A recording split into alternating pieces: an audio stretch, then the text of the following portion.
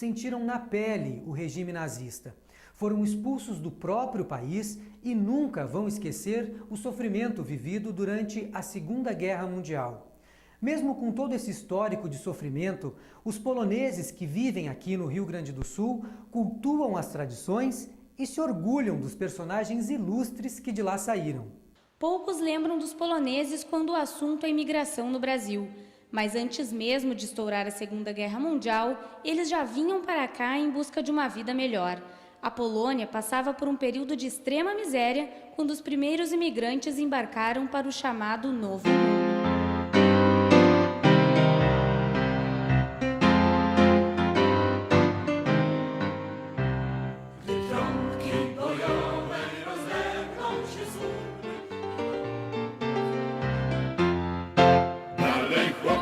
A 170 quilômetros de Porto Alegre fica Dom Feliciano, uma cidade onde quase 90% da população é descendente de poloneses. A história de luta e dor trazida pelos imigrantes da Polônia ainda deixa marcas na lembrança dos mais antigos. Mas, ao contrário de outros tempos, eles não sentem mais medo nem vergonha de dizerem de onde vieram. A Polônia era vista como algo muito pobre. A juventude tinha vergonha de dizer que era descendente. Hoje a Polônia é vista como terra do Papa João Paulo II, terra de Nicolau Copérnico, Frederico Chopin. Então você veja, começou a se dar uma outra referência à Polônia. Então é natural que a baixa autoestima tem dado lugar a uma autoestima onde a gente vê de um outro ângulo. O Brasil era a terra prometida para os imigrantes. Ao chegarem da Polônia com a expectativa de um futuro melhor, muitos deles se decepcionaram. Tiveram muitas dificuldades, né? Eles vieram, vamos dizer, tudo em mata fechada, né? Lá eles recebiam os lotes de propriedade de terra do governo, que era talvez recém-loteado, né? E se instalavam lá com uma baraquinha lá no meio do mato, né? Uma baraquinha coberta com capim e ali ficavam. Eram pessoas muito humildes, onde elas não tinham acesso a águas, não sabiam a qualidade da água, eles não tinham nenhum tipo de comunicação. Então nos primeiros anos não havia nem comunicação. A gente sabe que inclusive as correspondências que escreveram nunca chegaram à família. Falei tudo aí. O idioma polonês, até hoje preservado, foi uma das grandes dificuldades nos primeiros 30 anos em Dom Feliciano. Apesar de trabalharem muito na lavoura, eles nem sempre conseguiam vender suas mercadorias, já que não falavam português. Então foram os próprios poloneses que em cada comunidade construíram uma pequena escola entre as famílias, ajudaram, montaram uma escola na casa de uma pessoa que tinha talvez um pouco de conhecimento, e aquelas famílias todas iam juntando algum valor mensalmente, contribuindo para que pudessem os filhos serem educados no idioma polonês. A Cruz do Imigrante, localizada no ponto mais alto de Dom Feliciano, marca a chegada dos primeiros colonizadores poloneses em 1891. Lá de cima é possível ver toda a cidade, que foi emancipada de Encruzilhada do Sul há 48 anos. A tão esperada independência fez história no município. A morte do professor de música Carlos Muchinski foi uma delas. Quando foi anunciada a emancipação de Dom Feliciano, durante esta missa, né, estava sendo celebrado isso, de tanta alegria, ele faleceu, né, na frente de todos, na igreja, teve um mal súbito, né, em cima do órgão. Então ele morreu tocando, né, fazendo uma coisa que ele gostava, que era relacionada à música, dentro de uma igreja, né, no órgão, que era o seu instrumento de trabalho. Antes da emancipação, a colônia de São Feliciano, primeiro nome daquela região, foi palco de dificuldades. Foi vencendo obstáculos que os imigrantes poloneses construíram Dom Feliciano, onde os descendentes ainda mantêm muitas tradições e guardam com carinho as histórias contadas pelos pais e avós vindos da Polônia. Esta é a casa de Marta, filha de Wacław Lapinski, imigrante polonês que chegou em Dom Feliciano em 1926. Após 40 anos sem comunicação com os parentes, ela reencontrou a família pela internet.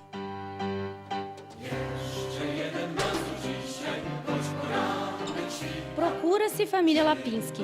Foi com este anúncio que os familiares que ficaram na Polônia encontraram Marta. Depois de anos sem notícias, eles puderam conhecer mais a história da própria família. Do que em 62 foi a última carta e perdeu e nós achávamos que já não tinha mais ninguém lá e agora nós se achamos pela internet. Marta ainda guarda o passaporte e a carta de vigilância sanitária do navio, que atestava que Lapinski não tinha nenhuma doença. A primeira esposa e os 2 filhos pequenos não tiveram a mesma sorte. Morreram de sarampo durante a viagem. Tinha morrido muita gente de sarampo e de tifo, aquela doença que dava muito. Então aí levavam os mortos junto com os vivos assim e até a Ilha das Flores chegaram no Rio de Janeiro para poder enterrar eles.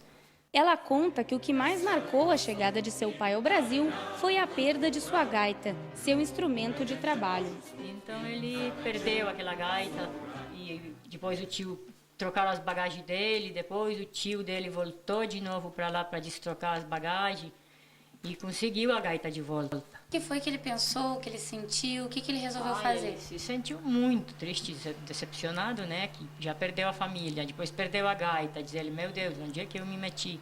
O sonho de Lapinski era o mesmo que o de muitos imigrantes, voltar para a pátria que deixou para trás.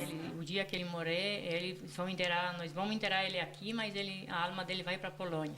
Isso ele sempre contava para nós. Para preencher o vazio da saudade, eles reinventaram um pedaço da Polônia nas terras que ganharam no sul do Brasil. E no próximo bloco nós vamos conhecer a tradição e o folclore polonês. Até já!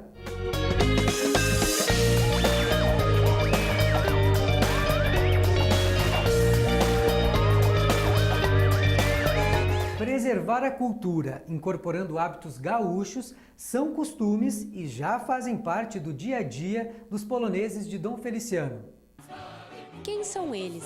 Em uma terra marcada pelo orgulho de ser gaúcho, a maior parte dos domfelicianenses sente alegria em dizer que, antes de tudo, são poloneses. Eu tenho plena convicção, se você perguntar hoje, até pela inclinação que se dá a Dom Feliciano por ser uma cidade polonesa, as pessoas se reconhecem como polonês. Isso é bem tranquilo. Não que elas gostem menos ou mais de ser gaúcho, só que são duas coisas distintas. Você fala mais daquilo que você tem saudade, aquilo que lhe faz falta. Então, a Polônia é uma terra distante, é a terra dos teus antepassados, e aquilo que você faz falta. E o gaúcho, eu já sou um gaúcho, eu sou o natural no dia a dia. Do tradicionalismo gaúcho, o costume que os poloneses mais adotaram foi o chimarrão. O chimarrão foi o hábito que o polonês aderiu imediatamente ao chegar aqui. E recomendavam a todos o chimarrão como algo muito saudável. Eu acredito que essa foi a principal influência. Diferente do que muitos acreditam, a cerveja surgiu na Polônia antes de virar um costume na Alemanha. Há quem diga, inclusive, que os poloneses de campo chegavam a tomar em média 3 litros de cerveja por dia. A vodka foi criada pelos poloneses e não pelos russos. Mas a bebida típica que Dom Feliciano ainda conserva é a mentufka. É um licor de menta e ela é feita com cachaça, menta, né, que é a hortelã, e açúcar. Como é que é o sabor adocicado? É adocicado, é bem doce. Segundo ela, é uma bebida adocicada. Vamos ver, vamos provar. Como é que a gente brinda em polonês? Nas drogas.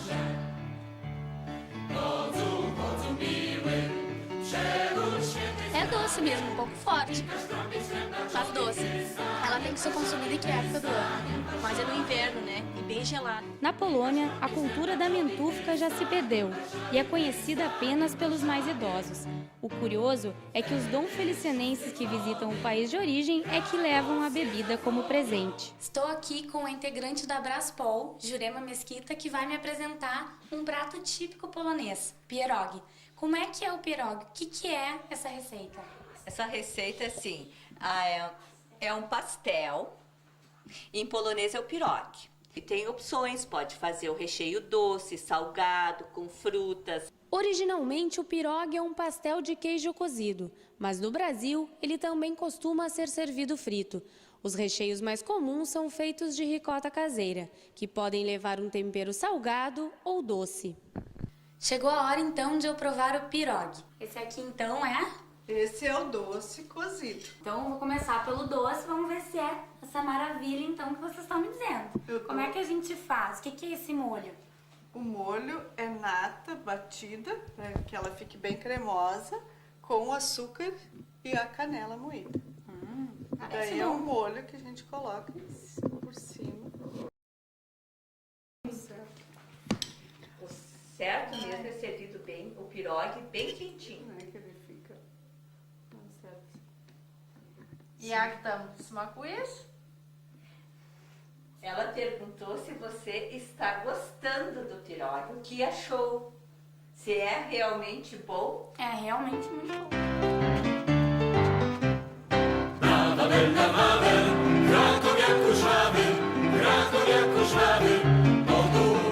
A dança, realizada sempre em trajes típicos, é mais um traço da cultura polonesa que os donfelicianenses fazem questão de manter vivo.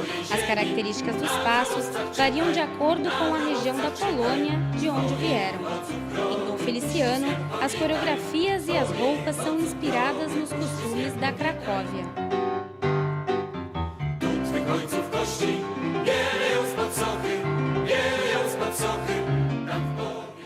Você vai ver a seguir um povo que sofreu os horrores da guerra, mas nunca perdeu a fé. Nós já voltamos.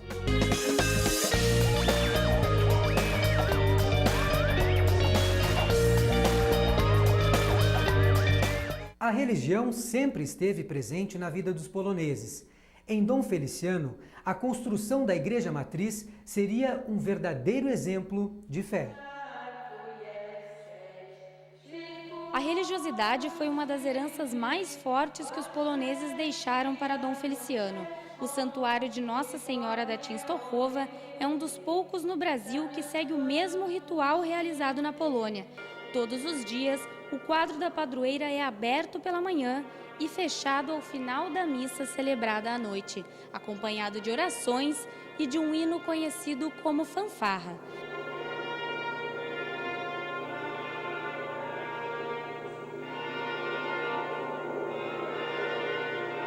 A missa em polonês, realizada no primeiro sábado de cada mês, é uma forma de os mais velhos relembrarem as raízes e cultivarem a fé. Se acreditam, eles rezam, eles vivem esta fé. E falando também, quando Nossa Senhora veio aqui com primeiros imigrantes, sempre acompanhou o povo polonês desde praticamente a Idade Média. Então, na Polônia também, quase todas as casas tem este quadro da Nossa Senhora da Częstochowa. A própria história da Igreja da Matriz pode ser considerada um milagre. A Via Sacra foi esculpida pelo polonês Aristach Kaskurewicz, conhecido como o artista dos deuses. Ele não possuía as mãos e nem a visão do olho esquerdo, vestígios dolorosos deixados pela guerra. Muitas tradições cristãs cultuadas no Brasil têm origem na Polônia.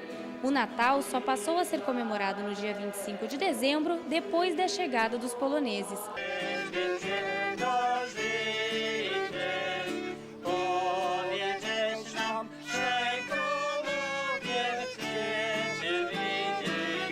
Antes, a celebração acontecia no dia 6 de janeiro, dia dos Três Reis Magos. Em Dom Feliciano, o espírito do Natal é embalado pelas canções do Terno de Reis, que visitam as casas antes da véspera.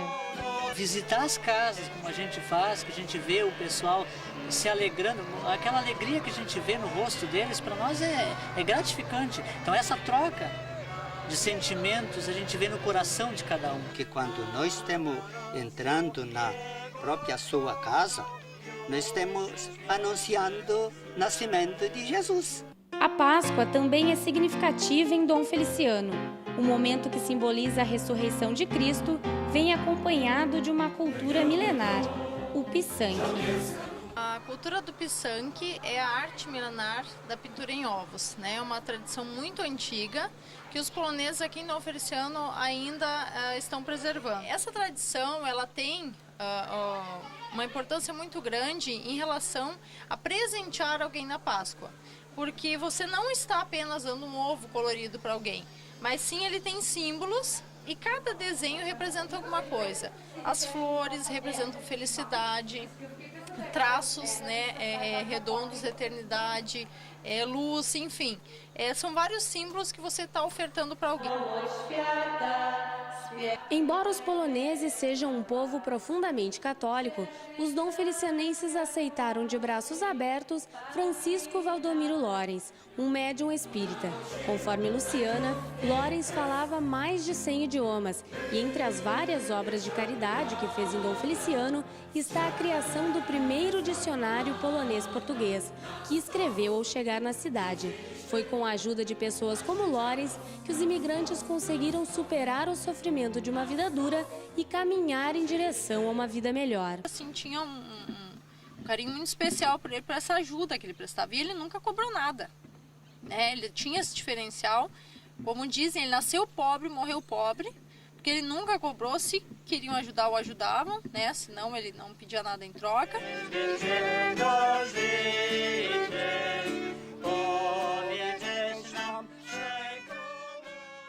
Você vai ver a seguir o nosso quadro de culinária.